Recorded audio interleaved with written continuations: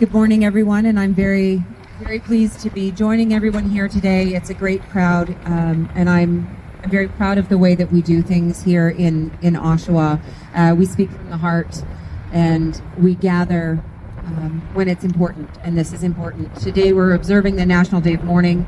I want to thank the Durham Region Labour Council, President Chris Borgia, and the whole team who organized this so that we can all come together to pay tribute to fallen and injured workers and their families. So welcome to everyone here today. We're in very good company as we look around. We see workers who make our community strong. And as on every April 28th, we mourn together and commit to protecting workers. During the time of COVID-19, we have become acutely aware of the changing dangers faced on a daily basis by essential workers, by frontline workers, by healthcare workers, and we have all shared the anxiety of families and workers working without protections, training, or the knowledge that they need. And as every day goes by, we recognize more and more the divide in our society between those who have the opportunity to work in safe workplaces and those who do not. And we all have, at all levels, have the responsibility to keep all workers safe. I appreciate that this year the theme is Know Your Rights, Use the Tools, Defend Our Wins. And I want to say, I mean, most of us standing here know that workers have rights. Unfortunately, many workers don't.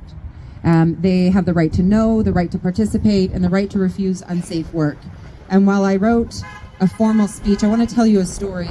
It was new information for me, and maybe some of you are well acquainted with your history, and more workers need to be.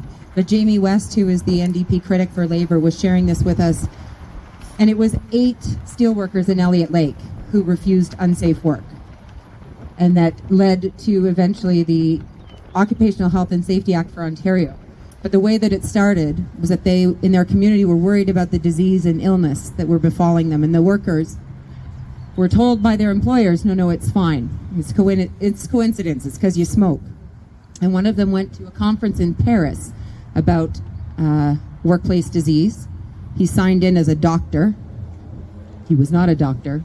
And he actually heard the Ontario government talking about all of the data that they were collecting from miners in Ontario when it came to workplace disease. And when he got back, 8 of them refused unsafe work. And then more of their co-workers. And then the community.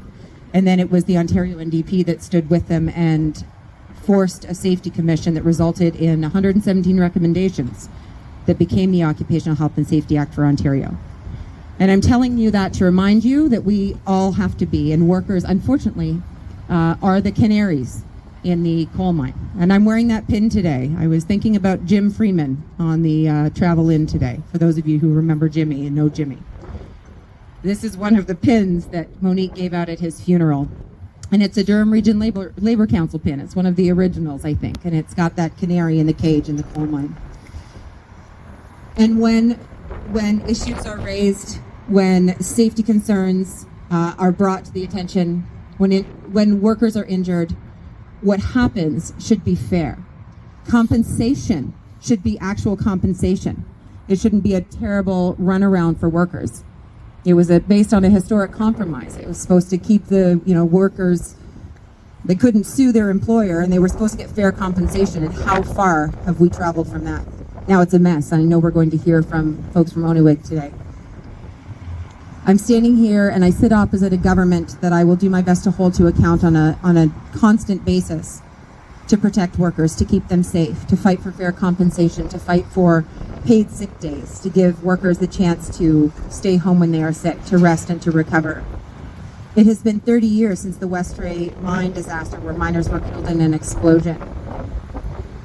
We still have to fight to have the changes that were won and made to the Criminal Code of Canada enforced. I see Sid Ryan here, and I'm thinking, kill a worker, go to jail. And I can hear the workers' voices echoing when I even say that. But the government and law enforcement need to hear it too. So as we head into the future, we need to see real commitment to health and safety for all workers. We need a commitment to fair compensation and dignity for injured workers. Workers need paid sick days and benefits. More workers need to be able to join unions. And all workers need to have access to that training, to the education, so that they can defend themselves if need be. But I am here to say that I am proud to continue to do the work. I'm committed to doing the work. We are mourning those that we have lost. We are thinking of those who have been injured. But we also are committed to fighting to keep workers safe and fight for the living. So thank you so much for inviting me today. I appreciate all of the work that you do. Thank you.